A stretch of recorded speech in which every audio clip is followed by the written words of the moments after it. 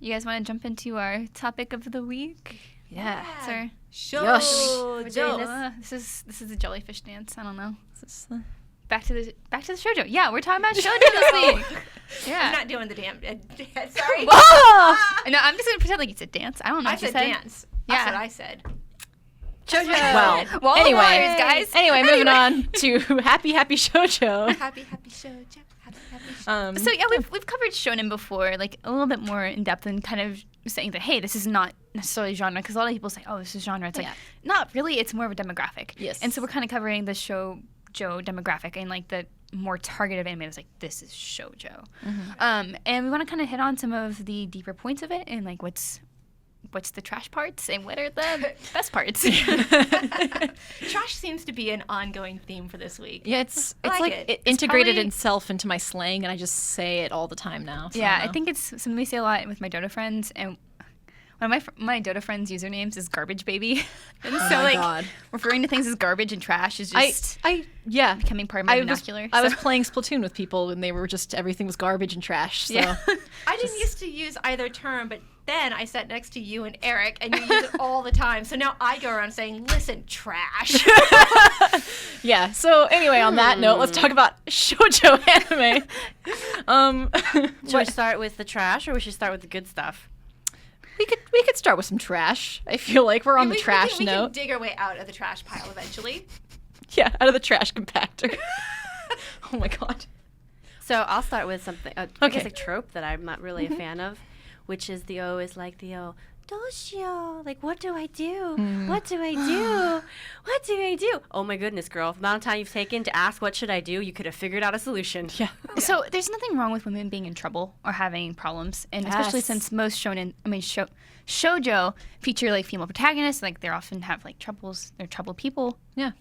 Which have is, to have I mean, conflict. like that's how real people are, and Yeah, women, it's like, women oh, are people. guess what? Newsflash. So, Whoa. I like seeing that. But yeah, the biggest trope is like the clueless. I'm the protagonist, but I can't help myself. That's anything. Yeah. Oh, I'm so shy, but I Those can't that figure it out. is like their favorite thing to do, where it's like things are happening and you're the only one who can solve it, and yet you're sitting there doing this. And look, we all have moments where we panic, and we just got to calm down. But it just feels more like Yeah, Like you could be a little more. ditzy. You could be a little more competent about your life. Yes. Like just a little more.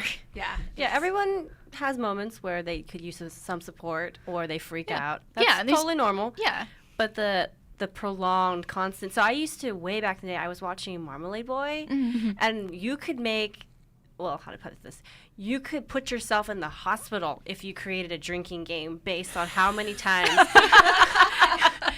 Mickey said, "Doshio," and it was just a bad idea. So if you wanted to survive that, you actually had to make it something like you ate a salad every time she said that.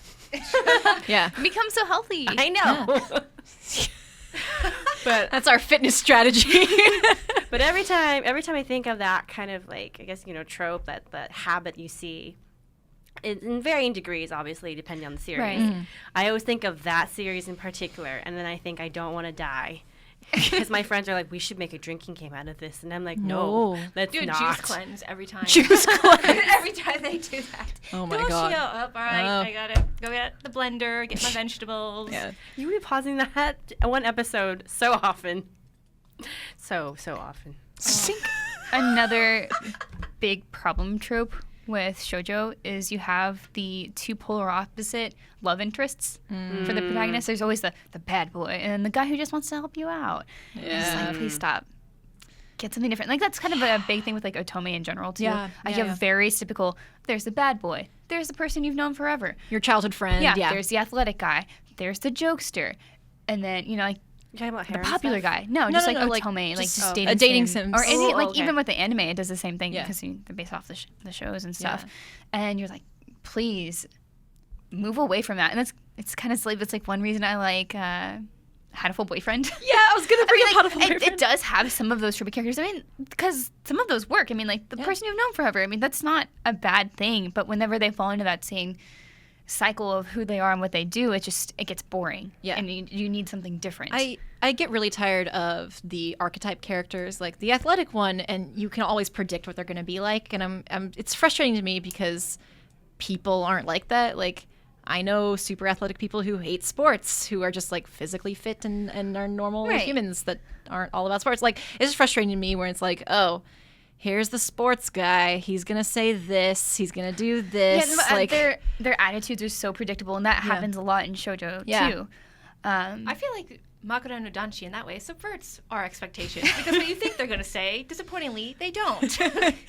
yeah, and they don't go with tropes either. They No, don't. they They don't certainly have don't. the They They athlete just boy. go straight to creepy. I just yeah, go. they just go straight. I would to- like a happy medium. Yeah. To be quite honest. I'm still waiting for Library Boy to save us all. library, gotta be the good library, balance. library boy. But he's scared of spiders. I don't He's trust just him. gonna- No, that's He's the just gonna violin say, boy. Oh, right. "Shh."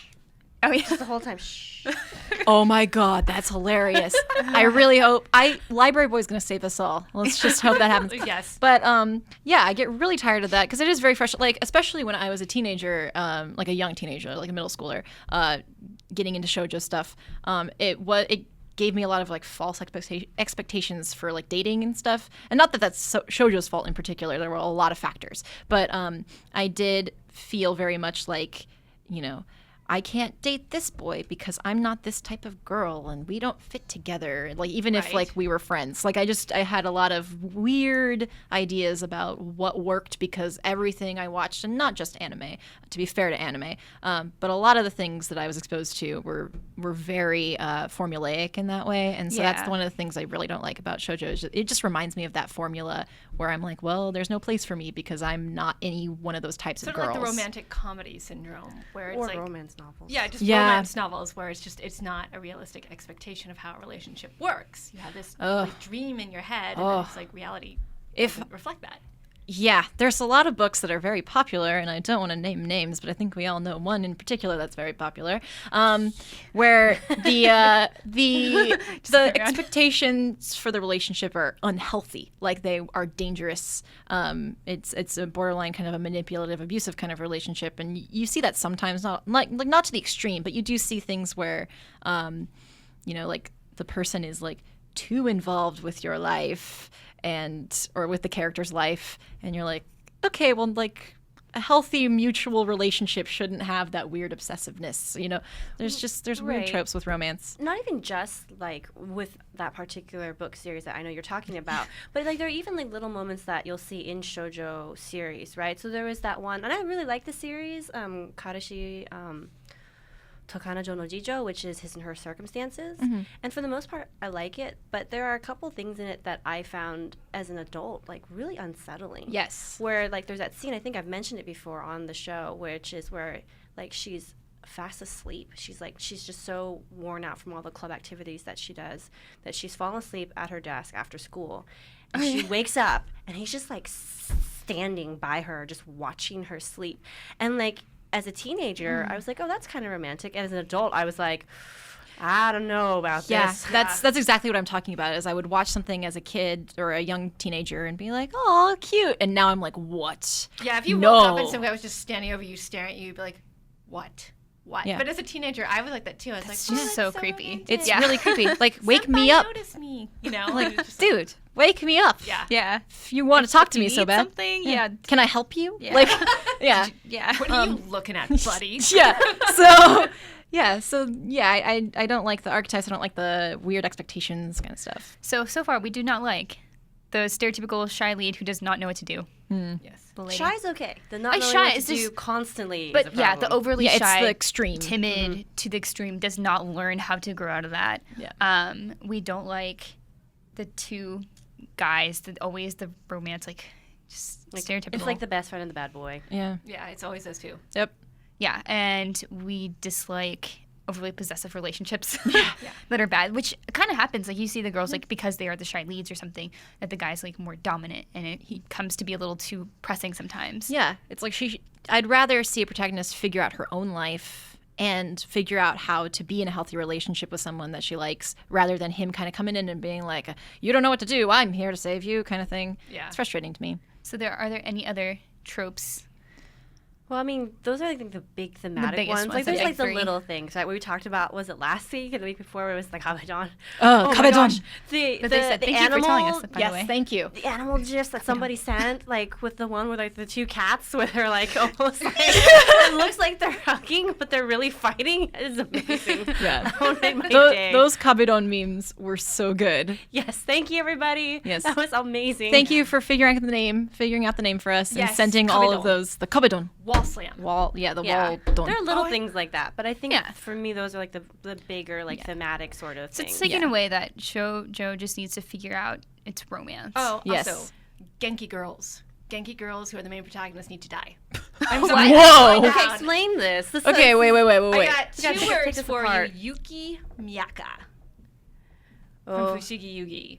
That's the kind of protagonist I Well, hate. I think maybe for the audience in general, we might need to explain like the Genki so girl. Genki Yeah, girl is yeah. the super, always cheerful no matter what, super dumb, super clumsy, always hungry, just gobbles everything like a hog. Like, it's so annoying that there's so many protagonists who do I love the that, nods. where they're Okay, just so yeah, I get what you like mean. they're so dumb. They're the doshio types, but they're also so stupid, and they get people in trouble. And so one of the reasons, like, I had a love-hate relationship with Fushigi Yugi is it literally took Miyaka 30 episodes to figure out how to be a leader. Like, she was just so That was what dumb, and like Some she's people are just super- slow learners. She's like, Yeah. like It's really super slow. brave, but like there's a point where Yeah. Nakago tells her, "You lack the ability to learn." It's like I want to admire your bravery, but you are just dumb. And like that is the thing that I really hate is every once in a while you come across an anime where there's just really ditzy main protagonist, and it's like just be smart. Okay, like Yeah. I used to not like Sometimes- Usagi from Sailor Moon, but she actually you see She her grew. start She to has grow. She grows, an yeah. arc. Like she develops into something greater, and Yeah. she still maintains that kind of ditzy cuteness. But it's just like part of her personality that works, and Yeah. it isn't overbearing. Yeah, and the thing with Miyaka is she eventually gets there, but it takes 30 out of 56 episodes for her to finally Yeah, that's- grow up. Yeah, that's more than That's- half the series. Too long. Yeah. Yeah. Yeah, it's So- just, ugh. So those are our four most Big ones. annoyed tropes for shoujo. Almost said shonen. So similar. So for shoujo. So let us know what you guys think. What are the things that you guys cannot stand about shoujo? Yes.